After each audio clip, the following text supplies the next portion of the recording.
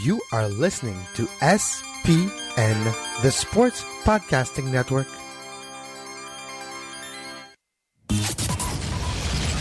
Welcome to Scuderia F1, the podcast that's always up to speed with the latest Formula One news. Follow us on Twitter at Scuderia F1 Pod and subscribe to the show on iTunes and Stitcher. Now, here are your hosts, Mark Dailey and Kevin Laramée.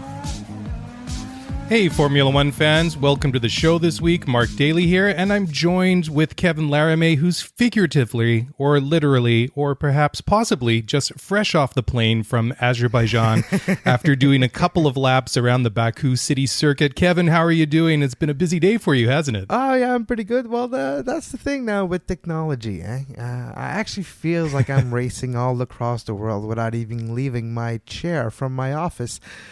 Life has granted me the chance to basically have a very nice setup with a nice racing wheel now and a pretty fair big TV, which means I have a racing simulator in my living room, and now it gives me a different feel of the circuits. I actually feel like I have driven around it. Of course, it's just a simulator. It's not the real damn thing, but it is quite interesting because it gives you a sense of the narrowness sometimes of some circuits, and this one, a lot of intricate parts of this circuits, 90-degree turns that you actually kind of take it at high speed. Then you have that slow narrowing uphill close to the castle. Then you have that long straightaway that you turn a few times, but it's still flat out. No, it's a very interesting circuit, and rolling around a few laps, it gives you a different sense of what we could expect in Baku.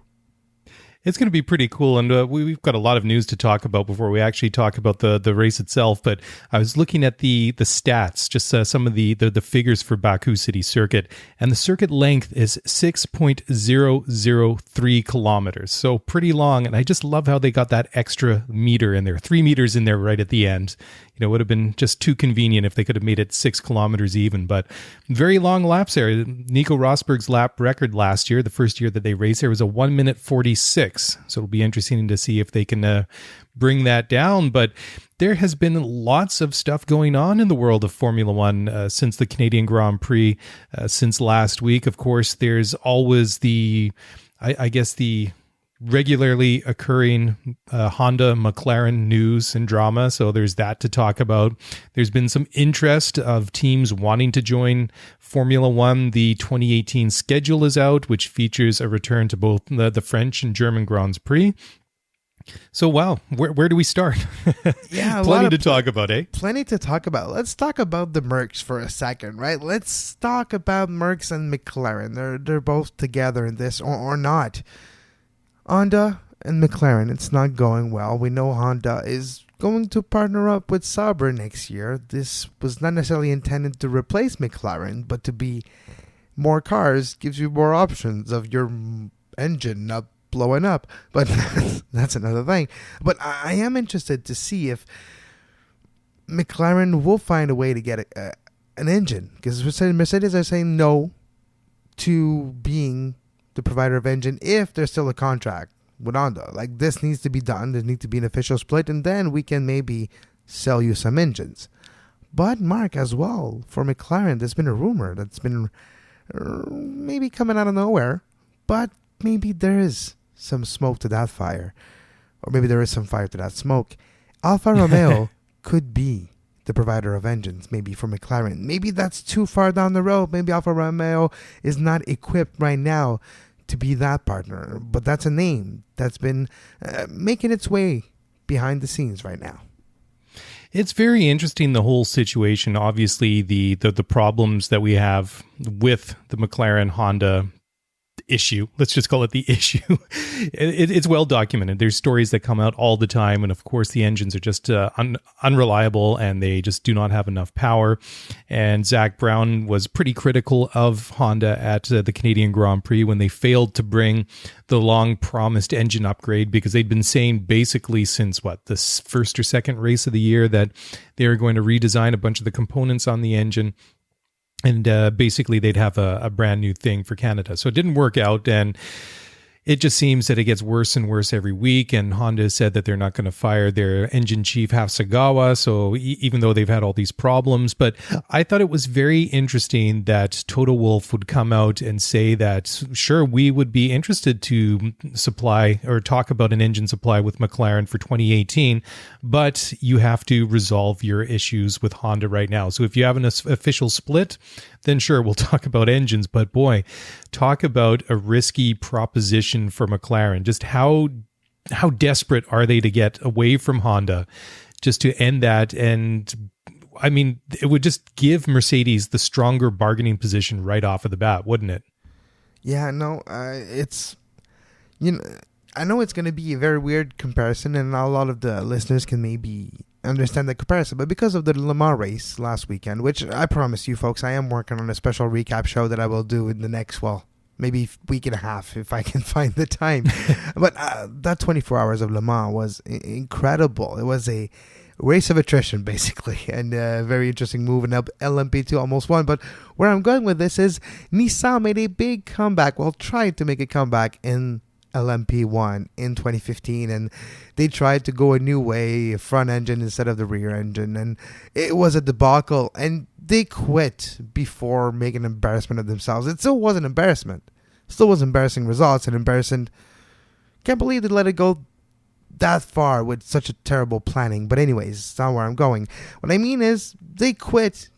They decided to pull the plug when they figured out that they won't figure it out. Honda has been trying to convince themselves that they'll find a way to fix it. It's been 3 years almost now. 2 years and a half officially, more with the preparations and work before the actual first season that they came back with McLaren. It's time to pull the plug. It's time to realize that you're not going to fix it. You're not going to find the problem. And every single day that passes that McLaren doesn't move on, it's a day that they're losing development on a potential future project.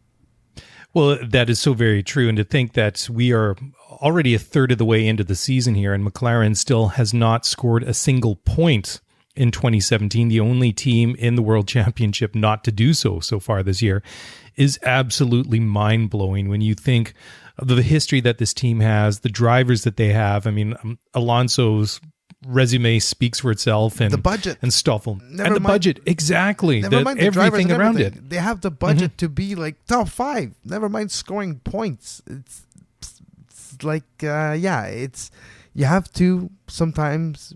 It's difficult to be realistic in a way. It's very hurtful. Truth hurts, and Honda, well, you failed and you're failing, and sometimes you have to take 2 steps back. All right, let's get out. Let's figure out what we did wrong. And let's then start a new project forward and then work with Sauber and try to make something good there. I don't know, but it's time to pull the plug with McLaren and Honda. Yeah, it'll be very interesting to watch, because if they're going to do something, they're going to have to do something soon, because as we were talking about last week, that when you get to this time of year, the focus in the design side of all the Formula One teams starts to shift towards the design for the new cars for next year. So that time is coming soon if it hasn't already started. So like you say, every day that they waste trying to incorporate a Honda engine into a design for a car for next year is just another day wasted. So definitely one to keep an eye on. And you did mention the Honda-powered Sauber cars for next year. And of course, Sauber has been in the news this week for the right reasons, the wrong reasons, some sort of reasons, but they have split with the team principal, Monisha Kaltenborn, and it was supposedly a mutual split, but there's been quite a lot of stories out in the media that there was a dispute over the treatment of the drivers or things like that. Let's just say a lack of harmony behind the scenes at Sauber, and of course all the financial problems that they've had over the last couple of years. And a team that was always a fairly decent and a fairly solid midfield runner has now dropped right down to the bottom and has been the de facto, well, I wouldn't say the manor racing of Formula One, but they definitely Sauber, have dropped. Here's a name for you. Sauber is Minardi now. Yeah, that's a good comparison. That's a very good comparison. It's unfortunate, though, because Sauber used to be just above Minardi, and now they are Minardi. Hey, you either become a top team or you live long enough to see yourself becoming a bottom team, and Maybe Williams 10 years down the road will be Minardi. Who knows the way it's going? Hey, we never know. That's the trend you don't want to happen. You want to go. You want to be Force India where you're looking forward. You don't want to be Sauber where you're actually looking just forward because there's nothing else behind you. Yeah, definitely. It was just so funny when you were saying that. That automatically brought up that line from The Dark Knight. You either die a hero or you live long enough to see yourself become the villain. That's where it comes from, basically. But that's what it is. Yeah, it is so true, and it's pretty sad to see. But it is going to be another situation that's worth going to keep an eye on because obviously, with the problems that McLaren is having with Honda, will they have any more success with Sauber? I mean, obviously that engine that they have in the back of their car for this year, that 2016 spec Ferrari, apparently it's just terrible. Isn't It's terrible. Like, there's things that I can't say, but now it's publicly in the open. The atmosphere is not great at Sauber right now. Multiple level. They're not necessarily content with the investment made by Longbow Financial, which is the team owner now. And there's a lot of things that they're not necessarily happy with. And let's not forget, Sauber basically almost went bankrupt in the off-season. Yeah. They were saved just in the nick of time, and their car is not necessarily, it's up to 2017 specs, but with a engine not made for those big-ass tires and not made for basically for this car. So they do have a long ways to go. It is looking to next year for Sauber already. There's already working with Honda. So maybe they have a chance to do things differently and having time to prepare it. But yeah, I do feel that the atmosphere at Sauber isn't great, and yeah, it's a mutual parting of ways. But usually in my soccer show, me and Dwayne Rollins and I, if I want to use proper English, when they say it's mutually parting of ways, we usually say they mutually agreed that they need to fire him. Yeah, exactly. In this case, it's fire her. Yeah. So. That's so very true. And whenever I hear that phrase, no matter when it is thrown out there in the media, I always look at it a little bit suspiciously because especially when it comes out from the party that maybe came off a little bit better in the mutual consent of the ways that parted. Yeah, well, here, Mark, you have to think that they're the one that initiated the break, right? If you resign, they can, let's say you resign. No? It's like, there's not like she, or in this case, she wanted to leave. She left. She resigned. Or if there's like a big scandal before, now you can say, well, we fired them. There's no problem because, well, there's a big open reason. When it's stuff like this, when it's stuff that happened behind closed doors, and there's the confidentiality aspect of Formula One, that what happens in the paddock, well, more than the paddock, what happens in the office of the paddock maybe stays in the office of the paddock, so we won't know. But we know that the atmosphere is not good, and we know that a change needed to be done. It's easier to change the coach than to change all the players. And if you want to bring that to Formula One, you can't change all the mechanics. You can't change both the drivers if you want to. You basically, if you want to change the direction of the team and give a new aspect to the team, there's only one thing you can really do, is trying to get a team manager in. Yeah, that's very true. It's always like you say, it's always the coach that goes first. And when that either works or doesn't work, then you kind of go the next logical progression. But I think that the easiest way to sort of sum up the whole Kaltenborn out at Sauber business is that it was a culmination, a combination of things that just sort of gradually built up over time. And then it just gets to the point where it is just not a situation where everybody can continue the way that it's going, and something has to give. But talking about teams around Formula One, and not necessarily teams leaving Formula One, but FIA President Jean Todt says that there's interest from prospective teams wanting to join the series, which is kind of interesting because if you listen to some of the talk that was going around a couple of months ago, especially when they're having these talks with the post-2020 engine rules, and there were comments that were coming out from manufacturers like Ford and BMW basically coming out saying, no, well, we have no interest coming back into F1. But Todt says that they want to expand the grid up to 12 teams, which would be 2 two more than they currently have, and which would be, well, if Manor Racing was still around, then it would be the inclusion of one more team. So that is interesting, but he says that there's been interest from a couple of parties, but there's nothing really solid at the moment, and there's nothing really supposedly that's going to be announced for next year, because if you look, I mean, we're already in the summer, that it's getting too close to put launch a new team. But I have some theory. Here's one of my theory, or maybe it's wishful thinking, one or the other. But here's what I want to see. Liberty Media, chance, they're Americans, right? And yes, we have Haas as an American team. But you know what we need more than Haas, which is, yes, it's a name, it's a big name. There's one more bigger American name that kind of has a big company that kind of builds race cars in multiple series already.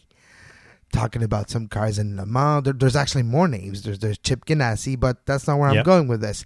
Where I'm going with this is the one that's even bigger than Chip Ganassi. It's a big name that maybe it's time to go back to that aspect of Formula One, where a big team name owner, Andretti Motorsport Formula One. That could be interesting. American owners, maybe more North American based for some part of the season. We've seen the calendar for next year. It's already kind of shifting closer geographically. Yes, there's exception like Montreal, the snack middle of the European season all the time and stuff like that. But slowly but surely, it's going to be continent by continent. It's going to move. So you might expect one or two races in the States and Montreal and the North American stop of that tour. Andretti Motorsport, kind of would be nice to see them in Formula One, Mark. Well, it's interesting that relationship has been rekindled. Obviously, Mario is a world champion, and he also had a phenomenal career racing in America after he left Formula One. And then the second generation of Andretti's in Formula One came about 20 years ago, when Michael spent, 2 years racing for McLaren? It was at least 1 year, about 93 or 94. It wasn't really too successful. Yeah, I mean, he didn't really have the greatest success there, obviously, like you say. But since that time, there really hasn't been too much connection between the two, until obviously just this past Indy 500, with Fernando Alonso going to race at the Brickyard. So that would be kind of cool. And when you think about it, though, for Formula One really to get big and really take off, it needs that interest in America. I mean, the media coverage, the passion that people have for sports in the United States. Here's another idea. Yeah. Sorry, Mike, I have to mention this idea. Go for it. Donald Trump is putting a lot of money in Detroit. A lot of big car companies in Detroit are doing a lot better now than he used to be. And some of them are doing pretty good in endurance. How about Ford, Chevy, or something decides to go to Formula One and try to do better than Toyota? Well, that sounds really hard. Toyota did badly. But how about, I don't want to say low rent, but how about a regular car company tries to go in Formula One and do a car? Maybe that's kind of cool. Maybe you should go that route. Maybe Ford F1. They used to build big engines and good engines. Cosworth is Ford. It was Ford. Ford, remember, had great engines in the late 90s, early 2000s. Why not Ford F1? Well, that's what I think, that as much as I think that it's important and good to see a privateer like Haas in Formula One, I think just having the clout of one of the big American car manufacturers have a works team in Formula One and be successful. And I mean, like you say, obviously Ford has been in Formula One quite a bit over the years at different times as an engine supplier. But it would be a completely different game if they were to run their own race program. I mean, basically like, say, a Mercedes or Ferrari that builds their own chassis and their own engine. And that would be, I think, really, really good for the sport. And obviously, I think it would be appealing for fans and people in the United States because it gives them something immediately to identify with. I mean, of course, everybody knows the appeal of, say, a marque like Ferrari or Mercedes. You know, they have that appeal, but when you live here in North America like we do, and the fact that you probably know somebody that has a Ford, or you drive one yourself, or a Chevy, or whatever the case may be, it just gives that more of an everyday connection to the sport, I think. And the day is not too far where we might see other type of auto manufacturers in other part of the world, like in Europe, if you're looking like at the broad spectrum of motor racing right now, you see companies popping in and out of different racing series and then deciding to change. And the latest thing is in endurance racing, in LMP1, especially the World Endurance Championship. Audi are out now. Peugeot are out. And Peugeot used to be in Formula 1. Audi could maybe... I don't even remember Audi in Formula 1. I don't know if it ever happened. Probably in the 50s or 60s. But Audi in Formula 1 would make sense because they're going to make a big change. The head honcho of Audi Motorsport, which his name escapes me, but even if I remembered his name, I would probably butcher it anyways. So the head of Audi Motorsport, I think he's retiring, and he's been there for like 4 decades.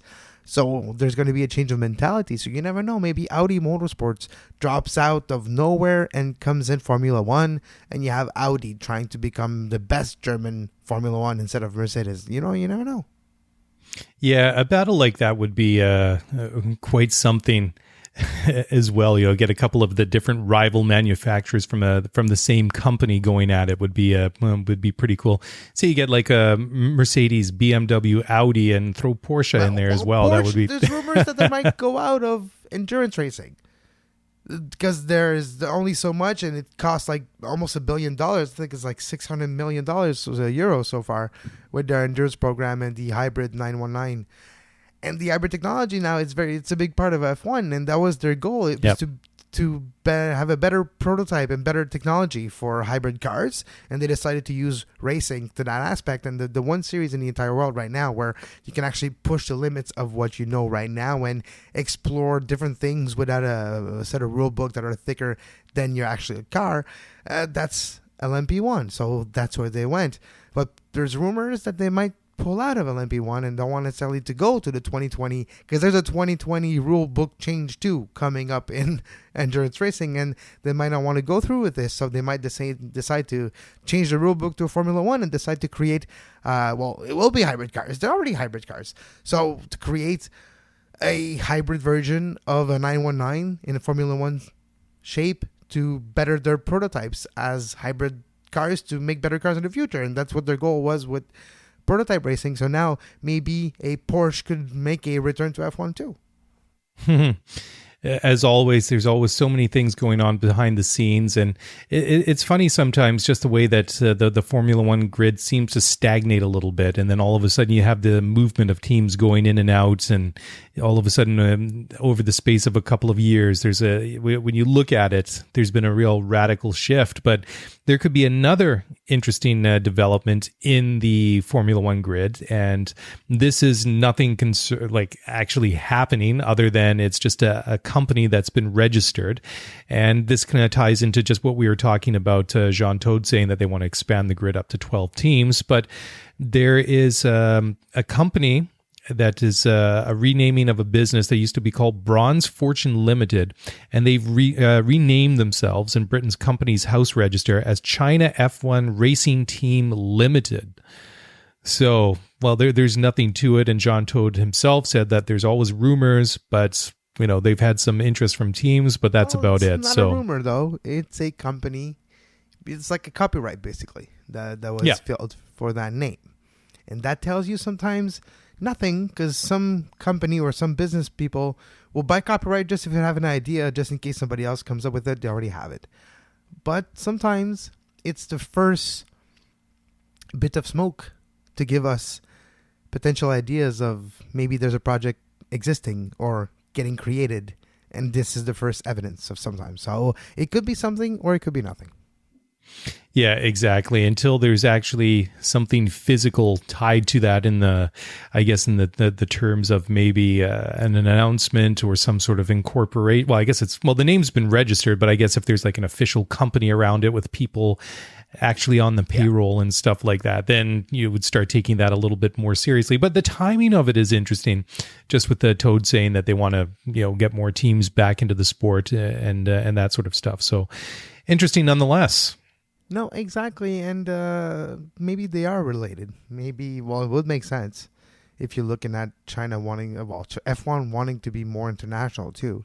It would make sense their presence in Asia when China would be would be well served with a Chinese team. And maybe that's the key, because in every sport, I think, goes through that phase that they want to go into China because they see the amount of people without realizing that it's not everybody that has the capabilities, first of all, to just have a TV, like outside of, I'm just saying it's a very, very vast country. And not technology is not there. It is, but in urban centers. But there is rural parts of it too. And that's what people forget sometimes, that people are not even interested in sports in some part of China at all. Never mind Chinese sports. Never mind American sports. Never mind Formula One or international sports. So we forget that sometimes. So I think I heard the NBA, the NHL, the NFL, soccer, MLS. Everybody's trying to get a piece of the China pie. But it's hard to be accepted by the Chinese fans. And maybe the way to do so is to have more than just a Chinese driver, to have an actually Chinese team that can be sponsored by a big Chinese company that has a good public perception, right? That the public love. So you have a big Chinese company that the public love, and they fall in love, and it becomes iconic. That's kind of maybe the only way to go to finally seduce correctly the Chinese sports fans, if that exists.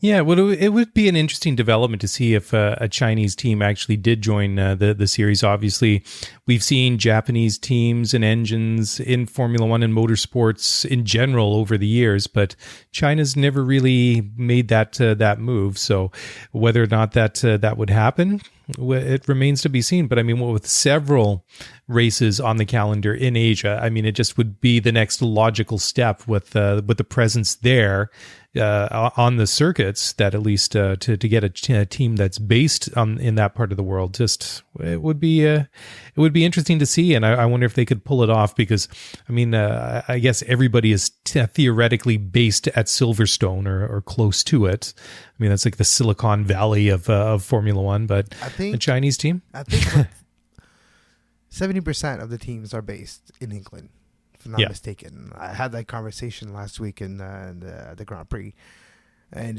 so I think it was with some mechanics. Actually, I was like, "Are you guys in England or somewhere else?" Like, "No, we're somewhere else. What are the only ones that are somewhere else?" I'm like, "Okay, yeah, true." I'm like, I took a shot. I had like 70% of the shot to be right. So.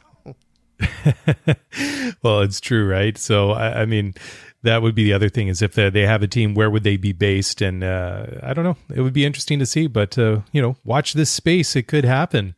So we go now to where? Well, let's go back to Mercedes, kind of bring it full circle. And after the success in Canada a couple of weeks ago, Toto Wolff has said that he believes that Mercedes has the fastest car in Formula One, but then went on to say that the Mercedes W08 can act a little bit like a quote-unquote diva. I'm using the air quotes, the inverted commas, to say that. They're very, very useful in a podcast, Mike. That's right, in an audio podcast that nobody could see. But I think that's a fascinating statement by Toto, because I think that we've seen so far that the Ferrari has been the better car, and whether or not the Mercedes is faster, that possibly is up for debate. But the thing is that the Ferrari has worked well better, because we've seen at times that Mercedes has struggled, and we've talked about it several times, especially at the Monaco Grand Prix a couple of weeks ago, where they really had problems with their setup to really get their tire temperatures in that Goldilocks zone, right? In that perfect zone where the temperatures are right and the tires are just working properly. And they would be able to get the setup right, but then they wouldn't be able to get it right. So the front tires and the back tires would be in that optimal zone at the same time. So they did have those problems there, but apparently they basically worked 24/7 before they went off to the Canadian Grand Prix 2 weeks ago. And of course, that turned out to be a lot different. It wasn't a front row lockout, but they did have, what was it? Well, Bottas was third. Hamilton had pole, smashed the lap record, and led every lap of the Grand Prix. So I think the fastest lap too. And the fastest lap, another triple crown for Lewis, which was another impressive race weekend. But I don't know really what to take away from that. I mean, I don't want to... I know what to take, Mark, and I'll explain to you, and it might be all clear to you right now after this. Toto Wolff is privy to information that we are not. Of course. He's privy to see that car maybe to its full potential, which they might be afraid to go to full potential of that car because it might mean not necessarily reliability to their content. And you don't want to risk it. So they dialed it up, dial it down. The more trust, the more confident, the more tuned that Diva car gets, the more you figure out how that very complex suspension needs to be adjusted correctly. All those little details, well, they accumulate. And finally but theoretically, I think the potential of the Mercs are a lot higher than the potential of the Ferrari. I think the potential of the Ferrari is in the red. It's already at max potential. What I mean is they can't dial the engine a little bit more, risking maybe to blow up. Their engine is maybe reliable right now, but they're using everything they have just to beat the Mercs. The Mercs, on the other hand, are trying to understand and get this car to its full potential. And I think that Toto Wolff knows things that we don't. And that means data. That means in their testing, in their simulation, and their extrapolation of certain race circumstances. I think they do know that their car has more potential, which means it's better than the Ferrari in the long run. Yeah, that's fair enough. And whether or not we'll see that potential manifest and present itself during the second half of the season will be interesting to see. Because, I mean, last year they did very well in Azerbaijan. Well, Nico did. Obviously, Lewis, he had that problem. Didn't he graze the wall during the qualifying and then damage his suspension? And, he didn't get up there as far as... You can't really overtake in Baku. It's so difficult. I've been trying all day. I've been trying all night to overtake a damn Renault, and there was a lap down, and I kept hitting the wall and finishing my race. So no, it's a very difficult circuit, yes. Yeah, well, I mean, Lewis did manage to get up to fifth position last year, so that was something. But again, qualifying will be very crucial there. I mean, when you look at the track layout at Baku, I mean, theoretically, it looks like there's places to overtake. I mean, you have the DRS activation zone around between turns 2 and 3, and then you have that longest flat out section in Formula One. I can't remember exactly how long it is. Wasn't it 2.5 kilometers or something? It's really long. Something very long. Yeah. Enough that you can call it a turn, but you just move your steering wheel a bit and you're still flat out. Doesn't even count. So it doesn't even... Yeah. It's more of a dog leg or a deflection. Maybe a deflection is a... Exactly. Yeah. It kind of leans toward the left. That's basically what it is. Yeah, but I mean, when you look at the track circuit, like the map of the circuit, it looks like there's plenty of places to pass, but you have quite a few of 90-degree corners, and you have that very tight, windy section as you go up around the castle, and a couple of like we were saying, a couple of these little flicks and deflections in the track that, although it looks like there might be an opportunity to pass, that it doesn't really work out that way. I guess the one areas that you probably could pass would be turns 1, 2, and 3, maybe 4 if you have a bit of speed, especially the end of that long straightaway. You have to think that maybe some of the Mercedes powered cars that have all that extra horsepower might be able to make use of the DRS and make some overtaking moves at the end there. But we saw in some of the other races this year that sometimes with these new cars, sometimes the DRS works as advertised, and then you have like the Chinese Grand Prix that it didn't really make much of a difference at all. So whether or not that will be effective in Baku, I don't know. Remains to be seen. Ask us on Monday, I suppose. I guess that's the best way to put it.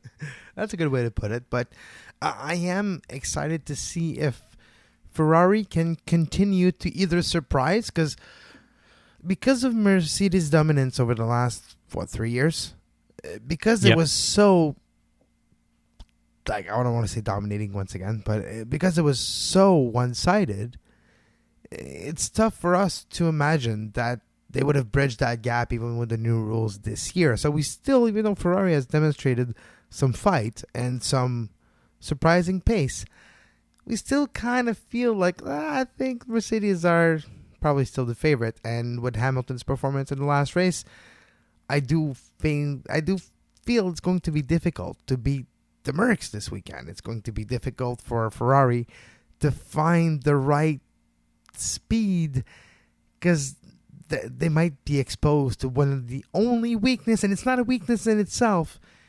If it wasn't for the Mercedes engine, it might be better than the Ferrari engine. If it wasn't for that, then there won't be maybe any weakness to the car. The car is really good, and it may be better than any other car on that grid. But because of that Mercedes power engine of Hamilton, it's going to be difficult. Vettel's going to need a perfect lap like we might have not seen from Vettel. And we have seen a perfect lap from Hamilton. Even though he has the best car, he still put off maybe the best lap ever at Circuit Villeneuve. So, yeah. Yep, absolutely. That's going to be difficult to beat Hamilton. Well, I think that what we saw in Canada was a little bit worrying if you're not a fan of Mercedes, because it just had that feeling that we were kind of going back to pre-2017. It kind of had that Mercedes dominance feel to it. And I guess maybe just with Vettel damaging his wing in the first corner, that little incident that he had with Verstappen, who came around the outside and just clipped the end of his wing and just did enough to spoil his race, and just the unfortunate timing of the safety car and the bizarre decision of Ferrari to keep him out, all that sort of stuff. But anyways, we never really saw whether or not Sebastian could challenge Lewis at Circuit Villeneuve. So that is maybe a little bit of an asterisk. But when you see how Lewis just dominated in qualifying, smashed that lap record not once but twice, and really just to underline that he's the boss of the track there, and that's Montreal is Lewis Hamilton country, if you want to call it that. So that is concerning, but we've seen at times this year that it can go back and forth. One track seems to be better suited to Mercedes, another one seems to be better suited to Ferrari.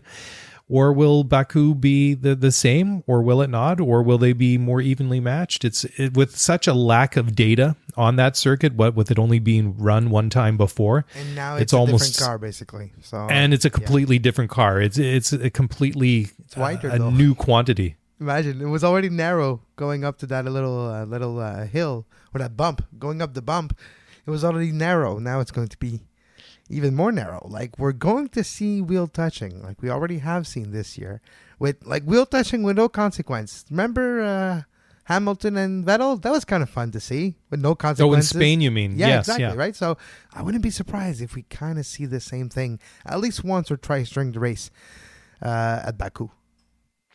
Yeah, and again, that very twisty, tight section by the castle there will be interesting to watch as well, because that's where Lewis hit the barrier last year and spoiled his race and his qualifying by damaging the suspension on his car. So what with the cars being wider this year, it's going to be interesting, because when you have that entrance into that whole little complex, I remember this one picture that was circulating this time last year before the Grand Prix, where there was, I think it was Mercedes, they actually had about 4 or 5 people all lined up in the entry into that one corner, and they're sort of standing there, their arms spread, standing fingertip to fingertip. And I think they had like 5 people standing like that, and basically going from white line of one edge of the track to the white line on the other edge of the track. And of course, when you have a Formula One car going through that series of turns at the speeds that they do in Formula One, that's literally like threading the eye of a needle. That's not a wide bit of circuit at all when you think about it.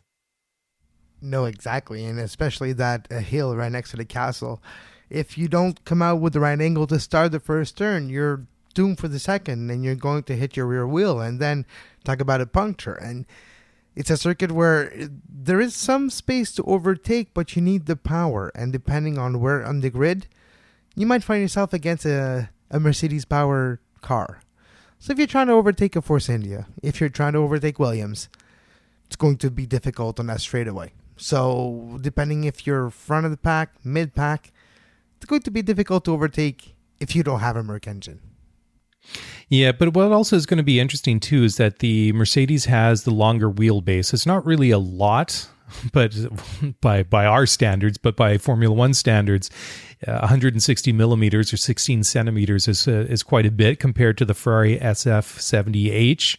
So when you get to some of those tighter, twistier sections, and we know that the Ferrari does handle a little bit better. It's also lighter. It's better balanced. So that could be an advantage for them there. But Baku's got a little bit of everything. It's got those very long, straight, fast sections and the slower, tighter, twistier sections. So who's that going to be more beneficial for, Ferrari or Mercedes? Because they both have a bit of an edge over the other one, but in different areas. So it's going to be fascinating to watch this weekend. Yeah, no, it will be very fascinating to see if, let's not forget, Mark, those new cars haven't been tested. Baku is not necessarily an easy circuit either for the machinery. So Montreal was a war of attrition. Baku, with the rails, with the walls that are close, could be another war of attrition as well. Yeah, and last year we saw there was 4 cars that didn't finish the race. So Danny Kvyat, Carlos Sainz, Pascal Wehrlein, and no surprise here, Fernando Alonso. And without going back and rereading what happened, I'm going to start to put money down. Like, all right, $5 Alonso doesn't finish, and I'm going to make $10 every weekend. Well, that's almost like easy money. So why not do it? Somebody give me 2 for 1. Somebody give me 2 for 1 odds, and I'll take it. I don't know if anybody's going to want to, because it's almost so much of a foregone conclusion. I don't think there's going to be anybody out there that wants to take that bet, because they know that they're going to be giving out money at the end of it. It's not like Leicester City winning the Premier League a couple of years ago. Oh, yeah, they're just the odds on that one. Jamie Vardy's father put like $100,000 on the beginning. No, he put like 5,000, and he won like 100,000 or something. Anyways, that was quite a big wager. No, it's like, well, in 2009, if you would put money down before the first Grand Prix on Braun GP to win the championship, you would have probably had good odds on that one. Well, not only that, I think that if you put down money on whether or not Braun GP was going to be a competitive team after just how hapless Honda was, here we always go back to how Honda can't get the job done in Formula One. I mean, but it's so true. Before they were taken over by Ross Braun and rebranded in his name, the Honda F1 team just really didn't do much in Formula One in that era. And despite having the resources that they had and some of the people that they had involved in the team, so. Yeah. Well, what do we say? What do we have left to say about Honda that we haven't said in one regard or another so far over the last 40 minutes? One thing, and that's called good riddance, but we can't say it yet because they're still here. And no offense, Honda. I like you, Honda. You make great cars. But we're talking about racing here. We're talking about F1 racing. And we have to go with history. And yes, long time history, like for some decades ago, you were good. But in the decades of my existence that I have watched F1, yeah, you're garbage. Yeah, exactly. I mean, I don't remember a competitive Honda engine in a car since I was a kid. So as iconic and as classic as some of those McLaren cars like the MP44 and the MP46 were, yeah, that's a long time ago. That was the 80s, and it's time to move on. And maybe that's a good time for us also to move on. But before we do, let's make a couple of predictions for the Azerbaijan Grand Prix this year. I was getting confused. I got used to calling it the European Grand Prix, but then they decided to go for the name change this year, although nothing else has changed other than the name, but whatever. Yeah, well, it kind of makes sense because it's kind of in Europe, but it's kind of pushing the limits of like what we think of Europe. So, yeah. Yeah, they're very true. So who do you have winning this year? Well, I think you've already hinted at it, talking about Mercedes. Lewis Hamilton, but I do feel that we haven't talked about Bottas, so maybe I'll talk about him in my prediction too. Difficult for Bottas because he's realizing what we all knew. That dude, you're number 2. So he's going to have to live with that for the rest of this season, and he's going to have a good car. So he's basically showing his talents to anybody. And look, if you don't want to be number 2, you want to be number 1, trying to be faster. And that's not going to be easy. And he's not going to have a partner who's going to make it easy on him. Because if he wants to start a war with Hamilton, well, go ask Nico Rosberg how he's feeling. He won the championship and he still decided to retire. That tells you all you need to know. Yeah, I think that's a very good point. And even Toto Wolff said that Bottas is in what he calls an uncomfortable position, considering the fact that he only has a 1-year contract plus an option at Mercedes. And Yeah, he's got a lot of work to do. I mean, I think he's done very well so far this year in his first season with the team, but Lewis may not be physically the biggest person around, but he does cast a very large shadow, obviously. Triple world champion and one of the best drivers, if not the best driver in this current generation of Formula One. So it's going to be tough for Bottas. I mean, he's got to do a lot to get that or keep that drive for next year. And only Mercedes knows where that bar is, what he needs to demonstrate and show to come back and drive for them next year. No, and you're right. And you mentioned Hamilton, best of his generation. You know why I'm even more mad right now thinking about this? Why it's terrible that Honda's bad? We could have seen Fernando Alonso more than his prime driving. Like, I've rarely seen a driver race. And we could have seen him battle with Hamilton. But no, McLaren's car has to be terrible. Oh, that could have been fun. Now we're wasting all good years of a good driver like Alonso. We could have seen battle with the new generation of Hamilton and the next generation of Verstappen. 3 different generation of drivers of future world champion. Well, Verstappen's going to win the World Championship one day, so it's easy to say future World Champion and all wins. But I would have loved to see those 3 generations battle, but no, because McLaren-Honda's terrible. We are robbed of seeing Fernando Alonso battling a Lewis Hamilton. Can you imagine? That would be amazing. It would have been, and I still wonder what the sales job was that they did at McLaren to get Fernando to leave Ferrari and break that contract and bring him to McLaren 2 years ago, and just the unparalleled disaster that's been. And Fernando, I mean, he's kicking said himself every day probably now. Why did I leave Ferrari? I could have just stayed quiet for 1 more year and a half, then I would start to have a good car, and then this year I could battle for the win. But no, you're right. And I know, by the way, that Alonso did drive against Hamilton for years when he was Ferrari and other things. But it never was Hamilton with a great car while Alonso had a great car and then battling for the win. Alonso was at the end of his winning ways when Hamilton debuted. And when Hamilton became very competitive with McLaren. And then when Mercedes, Alonso had a terrible car with Ferrari and with McLaren. So it's a shame that we never saw those two with almost the same equipment, which it's tough to say those days. But the same example that in mid-90s you had McLaren and Ferraris. Ferrari's not bad. Early 90s, McLaren and the other cars were closer to each other. So you have Senna battling other drivers, right? Which is not the case this year. It's cars against cars still. Well, this year's not too bad, but that's what it was. So what I'm saying is I would love to have seen Hamilton with a great car at the same time as Alonso with a great car. Yeah, absolutely. But I'm going to make I'm going to counter you. I'm going to say that that Vettel's going to win this weekend in Baku. Well, I think that that Ferrari will get back to winning ways this weekend. I think they got a little bit to prove after doing so well in Monaco and then having a disappointing weekend in Montreal 2 weeks ago. So that's what I think. I think that Ferrari takes this one. I'm calling an upset on the podium. Well, it's not an upset. I feel we might see the Red Bull creeping up on the podium again.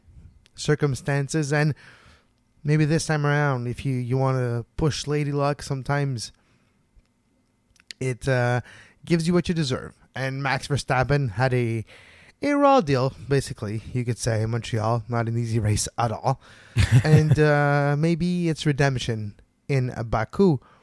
And he's fast. He's fast in circuits where his talents as a driver and a racer can be used. So I see Verstappen maybe closing that podium. But who finishes second? Is it Bottas, which would maybe say that Merc dominance, or maybe Vettel creeps up there? I'll go with Vettel, because if it's Hamilton, Vettel, Verstappen, means the race was awesome. Yep. I think it's either going to be Vettel Hamilton or Hamilton Vettel and then somebody else. Maybe Raikkonen, maybe Bottas, maybe a Red Bull. I mean, I don't think that Danny Ricciardo necessarily gets enough respect for what he's done over the last 3 races, especially in Montreal. I know that maybe perhaps he benefited a little bit from circumstances, but considering that before they even got there, Christian Horner said that he was expecting that the next 3 races, being Canada, Azerbaijan and Austria not to be the best for them. So for Daniel to get onto the podium in third position, I think was great. So, he could be an outsider or Max Verstappen. They do need a little bit of luck to go their way. I mean, obviously that Renault engine doesn't quite have the same amount of horses as the Ferrari or the Mercedes, but they have proven that with a little bit of luck that they can be there or thereabouts as well. Yeah, so now I'm getting excited for Baku, which I probably never said those words before together. I don't think anybody said that before, Kevin, in the history of, not in Formula One anyways. Well, yeah, because last year we're kind of just wondering what would happen. And what would happen there. It was not necessarily like a procession, at least. That's what I remember. I don't remember the rest of it, so it wasn't probably that memorable, but at least it's a new landscape. It's a new track, so it's always intriguing. Absolutely. Oh, well, I think that's a good place to wrap it up for this week. Kevin, before we go, just remind everybody where they can find you online. You can follow me on Twitter at Laramée and follow the network to make sure you stay up to date to all our shows. sportspodcastnetwork.com, available on iTunes, Stitcher, Feedburner, Podbay Player, anywhere you get your podcast. You can find the Sports Podcast Network. That's on iHeartRadio, TuneIn Radio as well. So whatever app you use, you can find us. Awesome. And our website is now up at scuderiaf1pod.com. So go and check that up. We've got articles going up whenever we have an opportunity to post something. So we'd appreciate the visits and check out what we got going on over there.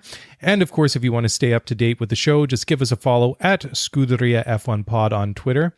And that's great. That's a wrap. We'll be back again in a couple of days to wrap up the latest Formula One Grand Prix and whatever's happening in the world of Formula One. And until then, on behalf of myself and Kevin Laramée, thank you very much, and we'll catch you again next week.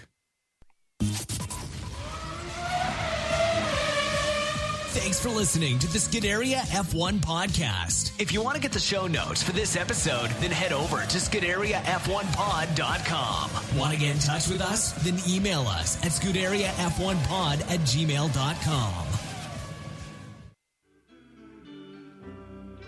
You were listening to SPN, the Sports Podcasting Network. Visit us, sportspodcastingnetwork.com.